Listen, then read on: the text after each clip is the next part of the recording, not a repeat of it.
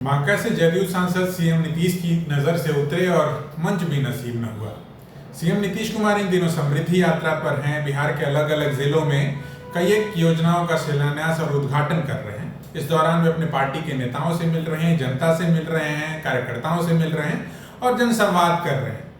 लेकिन इस संवाद कार्यक्रम में, समृद्धि यात्रा में एक ऐसा मामला प्रकाश में आ रहा है जिसमें यह देखने में आ रहा है कि उनके सांसद ही, मसलन वो पहुंचे थे इस दौरान जमुई बांका के जो सांसद हैं, कई बार सांसद चुने गए, विधायक रहे हैं उन्हीं के पार्टी में, जनता दल यूनाइटेड में, वो बांका जिले में जब समृद्धि यात्रा पहुंची तो वहां नहीं दिखाई पड़े। तब से ही तरह तरह की बातें कही जा रही हैं कि जो पिछले चुनाव के दौरान जिस तरीके से जनता दल यूनाइटेड के सांसद रहने के बावजूद उन्होंने अपने बेटे को बेलहर विधानसभा से, मसलन उनका नाम चाणक्य प्रकाश रंजन है, उन्हें जो अपना उम्मीदवार बनाया राष्ट्रीय जनता दल ने, तब से ही उनको लेकर के तरह तरह की बातें वो अलग थलग जो है पार्टी से और पार्टी के अलग अलग कार्यक्रमों से होने लगे। हालांकि उनके बेटे जीतने में सफल नहीं रहे और तब से ही जो जनता दल यूनाइटेड के सांसद हैं गिरिधारी यादव, वो अलग थलग दिखाई पड़ रहे हैं। मतलब कि सीएम की नज़र से भी उतरे और फिर मंच भी कहीं नहीं मिल रहा है। तो इस क्रम में हम आगे आपको बताते चले कि ऐसा नहीं है कि ये कोई पहला कार्यक्रम है समृद्धि यात्रा ही जिसमें कि वो नहीं दिखाई पड़ रहे। इससे पहले भी मंदार महोत्सव, बांका और जमुई के इलाके में मंदार महोत्सव की काफ़ी धूम, बड़ा मेला लगता है, बाउंसी मेला। उस कार्यक्रम में भी दोनों डिप्टी सीएम जो हैं उनको पहुंचना था और उस कार्यक्रम की अध्यक्षता जो थी वो सांसद जी के ही जिम्मे थी। लेकिन उस कार्यक्रम में भी दोनों डिप्टी सीएम नहीं पहुंचे। उसके अलावा जो बेलहर के विधायक हैं मनोज यादव या विधायक जो मनीष कुमार हैं, अमरपुर के विधायक हैं जो जयंत, बीजेपी के अन्य नेता मतलब राम नारायण मंडल, पूरनलाल टुडू, सब ने अपने अपने भाषण तो दिए उस मंच से। लेकिन जैसे ही सांसद गिरिधारी यादव के बोलने का मौका आया, मतलब अध्यक्षता जो करता है आमतौर पर वो सबसे अंत में ही बोलता है, सांसद होंगे तो ऑब्वियस प्रोटोकॉल होगा क्योंकि वो अध्यक्षता करेंगे। लेकिन सारे विधायक मंच छोड़कर अपने अपने समर्थकों के साथ जो है वो निकल गए। मंच पर उस दौरान भी गिरिधारी यादव अकेले पड़ गए और अलग थलग।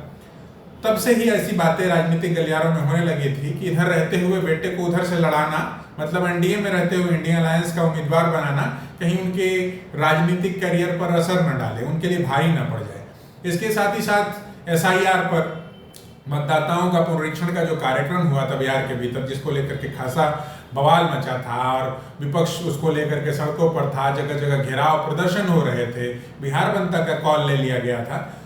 उस मौके पर जो उनका रुख था एसआईआर को लेकर के, संसद के परिसर में ही उन्होंने मीडिया कर्मियों को बाइट देते हुए कहा था कि ये जो इसकी टाइमिंग है या इसके लिए जो समय जितना देना चाहिए था वो समय जो है वो देना जो है एक तरीके से कम हुआ। चुनाव आयोग को थोड़ा चीज़ों का ख्याल और रखना चाहिए था। तभी से इस तरीके के कयास लगाए जाने लगे थे कि वो इस जुगत में है, इस कोशिश में है कि वो अपने बेटे को चुनाव लड़वा सकते हैं राष्ट्रीय जनता दल से या इंडिया अलायंस से, कहीं से भी। तो उस दौरान भी जो उनके पार्टी के नेता हैं राजीव रंजन सिंह उर्फ ललन सिंह, उनका एक स्टेटमेंट उसके बाद जब मीडिया कर्मियों ने उनसे पूछा कि भाई आप ही के पार्टी के सांसद, तो बोले कि अरे छोड़िए उन सब लोगों की बातें, वो कहीं कोशिश में लगे होंगे कि अपने बेटे का प्लेसमेंट कराने के लिए। तो तब से ही आप समझिए कि, और सीएम नीतीश कुमार के लिए कहा जाता है कि भाई वो अपने दोस्तों का तो ख्याल रखते ही हैं मगर दुश्मनों को नहीं भूलते। तो इस दौरान आपने देखा होगा कि राज्यसभा के चुनाव हुए, बहुत सारी चीज़ें, बहुत सारी कोशिशें हुई। इसके अलावा पिछले कुछ महीने पहले पिछली जो सरकार का जिस तरीके से उसमें शक्ति प्रदर्शन हुआ था, तब भी आपने देखा था कि बहुत सारे लोग जो उनका साथ छोड़ करके चले गए एन मौके पर, तो उनको किस तरीके से जो है पैदल हो गए वो, या उनकी पार्टी पॉलिटिक्स को किस तरीके से डिरेल किया। तो उसी तरीके से डिरेल होते हुए गिरिधारी यादव दिखाई पड़ रहे हैं और ये जो पूरा मौका है, ये जो मौजू है, वो हम आप तक पहुंचा रहे थे। TheFollowUp.in. Like, share, and subscribe. www.thefollowup.in